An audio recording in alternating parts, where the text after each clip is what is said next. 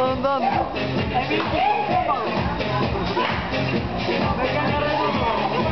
Balonlar içeri vuruyor ya, içeride güzel